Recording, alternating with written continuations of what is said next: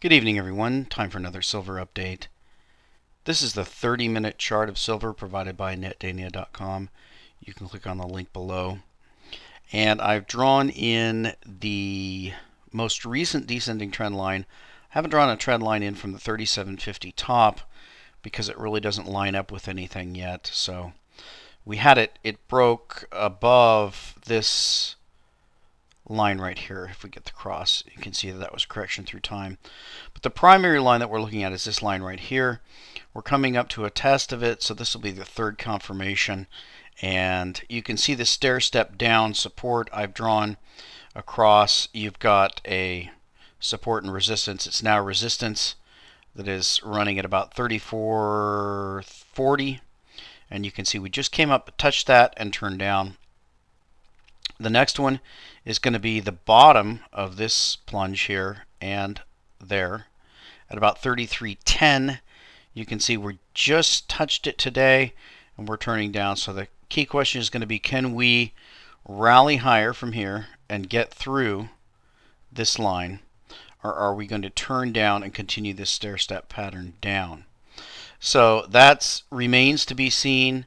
And I'm not going to make any predictions because I've gotten in trouble for making predictions. So I'm just going to watch the market and see what it does. Now, the other really key market that we're looking at is oil. We've had some surprising strength in oil lately, and looks like our data is slow to load here. So, and that's kind of like missing data, so we probably want to replace that. You can see we got all the way up to about 108.72 today, and you can see just last week on Thursday and Friday we had a low of 103. So oil seems to be perking up. Now it's I had a friend send me a link on some of the Dubai properties. If you remember the breakdown we had in Dubai after we got $35 oil, we had, if you remember, those islands, the islands of the world, and there were these multi-million or $10 million estates that were starting to sink back into the ocean, and Dubai seemed to be completely collapsing and being destroyed. Well, with a sustained oil price above $100, it's likely that Dubai is probably going to come roaring back, as the rest of the oil producing states will. $35 is roughly about a third of where we are right now. So as long as this price stays up, you're talking about a significant portion of the wealth of the oil consuming states flowing to the oil producing states. And I think the key number is going to be $100. If we go significantly above $100, then you're talking about a serious flow of wealth to those nations. And of course, the key issue is going to be, how do they recycle those dollars? So let's go over to the story of the day. That's going to be the GEAB 2020 report. Now, one of the reasons I like to cover this report is that this is strictly from a European perspective. This is a European think tank, and I tend to agree with these guys more than I do with the US sources, and mainly the reason is because we're dealing with a US dollar-centric world, the petrodollar standard, and the United States is the center of all attention. I point out in previous videos that the United States is very interested in directing traffic over to, directing attention over to Europe, and then flipping attention over to Asia, but doing anything to keep the attention from being on the United States, as I've said repeatedly, which is the 8 bazillion-ton elephant in the room, which the collapse of the United States is going to be a catastrophic worldwide event. One of the greatest events in history. So let's jump into the LEAPE 2020 analysis. In its January 2012 issue, LEAPE 2020 signaled the current year as that of the world geopolitical swing. The first quarter 2012 has to a large extent started to establish that an era was in fact coming to an end with, in particular, the Russian and Chinese decisions to block any Western attempt at interference in Syria. One, their stated desire associated with India. Two, especially to ignore or circumvent the oil embargo fixed by the United States and the EU against Iran. The increasing tensions in relations between the United States and Israel, the acceleration of the policy of diversification out of the US dollar led by China, and the BRICS, 5, but also by Japan and Euroland. 6, the premise of change in Euroland's political strategy at a time of the French electoral campaign. 7, and the intensification of actions and statements fueling the rising strength of the trans-bloc commercial wars. 8, in March 2012, we are far from March 2011 and the hustling by the UN, by the US, UK, France trio to attack Libya. March 2011 was still the unipolar world after 1989. March 2012 is already the post-crisis multipolar world hesitating between confrontations and partnerships. Now, they give a chart here. This is declining dollars, China's foreign exchange reserves and holdings of U.S. dollar securities in trillions, U.S. securities as a share of China's forex reserves, line right axis. So you can see here that the holdings of China are dramatically decreasing and the U.S. securities share is increasing. China obviously would like to diversify their forex monies out of dollars. That's going to be very difficult when the U.S. is one of their largest exporting countries, but China is interested in slowly accumulating, or in retrospect quickly accumulating, as much gold, assets, mines, side deals, trade deals, and anything they can do to get away from the U.S. dollar before the inevitable collapse occurs. Chinese foreign exchange reserves and holdings of U.S. dollar securities 2002-2011 in trillions, and source People's Bank of China, Wall Street Journal, 2012 March. Thus, as anticipated by LEAPE2020, the handling of the Greek crisis has quickly caused the disappearance of the so-called Euro crisis from the media headlines and market participants' concerns. The mass hysteria maintained by the Anglo-Saxon media and the Eurosceptics during the second half of 2011 on this subject hasn't lasted long. Euroland is increasingly asserting itself as a sustainable structure. Once again, the euro is in vogue in the markets and for emerging countries' central banks. The Eurogroup ECB functioned effectively, and private investors will have to accept a haircut of 70% on their Greek assets, thus confirming LEAPE2020's 2010 anticipation, which then spoke of a 50% haircut when almost no one imagined such a possibility, without catastrophe signaling the end of the euro. Ultimately, the markets always yield to the law of the strongest, the fear of losing more. Whatever the students of ultraliberalism may say, it's a lesson which political leaders will jealously guard, because there are other haircuts to come in the United States, in Japan, and in Europe. We will come back to this. We will come back to this in this GAAP issue.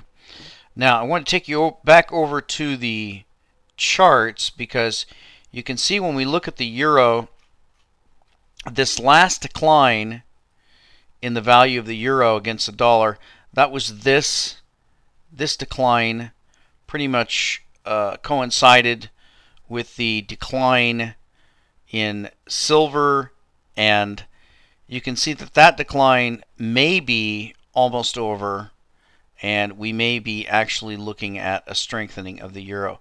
Certainly, if you are a contrarian, you would have to come to the conclusion that it's a good chance that the euro may very strongly strengthen from here just because everyone is betting against the euro. So back to the LEAP 2020. Contemporaneously, and that contributes to explain the gentle euphoria which feeds the markets and many economic and financial players in these last few months, due to it being an electoral year and from the need to make a good impression at all costs against a eurozone which isn't collapsing. The U.S. financial media have given us a remake of the green shoots story from the beginning of 2010 and the quote-unquote recovery from the beginning of 2011 in order to paint a picture of an American exiting the crisis. However, the United States at this beginning of 2012 really resembles a depressing scene painted by Edward Hopper and not a glowing 60s chromo of the style of Andy Warhol. Just as in 2010 and 2011, the spring will, for that matter, be the moment of the return of the real world. In this context, all the more dangerous as all the players are lulled by a dangerous illusion of return to normal, in particular of the restarting of the U.S. economic engine. LEAP 2020 considers it necessary to alert its readers to the fact that summer of 2012 will see the shattering of this illusion. In fact, we anticipate that summer 2012 will see the crystallization of 5 devastating shocks which are at the heart of the current process of world geopolitical swing. The black clouds, which have been accumulating since the beginning of the crisis around economic and financial issues, have now been joined by the dark clouds of geopolitical confrontation. Therefore, in LEAP E2020's view, 5 devastating storms will mark the summer of 2012 and thus accelerate the process of world geopolitical swing. And they give the 5 here. U.S. relapse into recession against the background of European stagnation and BRICS slowdown. Dead end for central banks and interest rate increases. Storm on the foreign exchange and Western sovereign debt markets. Iran, the war, too far, and new crash in the markets and financial institutions. So we'll leave it there. I'll link the article so you can read it. It's a very interesting article, and I tend to side more with LEAP E2020 because they have a non-consensus view of things. For a very long time, I've talked about what I call the shiny object strategy of the United States. This is something I pointed out that has been operating in the Japanese yen now, and it's also operating in the euro currency. It is an attempt by the United States to distract the world from the coming bankruptcy of the United States and the collapse of the dollar. So let's jump over to the silver bullion. Tonight I did a link to Provident Metals, and I went ahead and did a show all, which gives all the links. I chose the 1 ounce, and I've sorted from price low to high. So you can see we start off with the 1 ounce fine silver rounds. Let's get our spot. At least the closest that we have here is 32.74. So you're looking at 34.28, about $1.50, $1.50 to $2. You can see the 1 ounce Random Eagles out of stock. You've got your Buffaloes next, and some of the rounds. Now you've got your straight. Well, actually, that's the Silver Eagle round. And you've got your St. Gaudens round. You've got your Morgan round. We're still in the rounds. You've got your Standing Liberty round. And we're up to $35 with our Year of the Dragon. But that's a round. That's not a Chinese mint. Then we've got a Silvertown bar. A couple other bars. We've got some Sunshine rounds. And here we go. Here's our first Canadian. Here's our first government bullion. This is Canadian, and that one's out of stock. So, and our Philharmonic is out of stock. The other Philharmonics are out of stock. Here's the first one here that's in stock. For $35.88, you can get the 1 ounce 2012 silver maple leaf, just a stock maple leaf. For about 50 cents more, 40 cents more, you can get the silver Philharmonic, and then you can get the Eagle. Now, if we go a little bit ahead of that, we get the Engelhard and then the Johnson Matthey, and then at $36.48, we've got the Canadian RCM Silver Moose.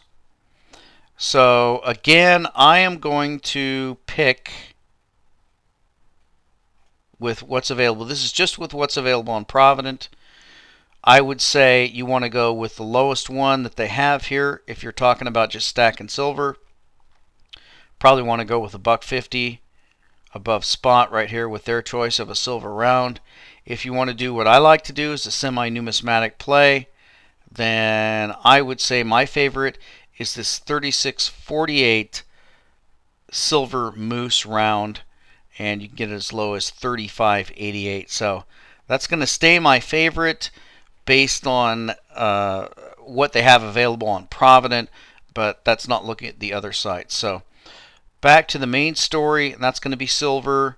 We are trying to rally in this latest rise. You can see we've just done a drop off in the after hours here. So it looks like we have come back to test the support. We jumped up above 33 and we're now falling back. So we may actually get a type of decline based on the line I drew, which is the line right here. And we may be testing it and turning down again. That could be very good if we get new lows again on the stair-step pattern.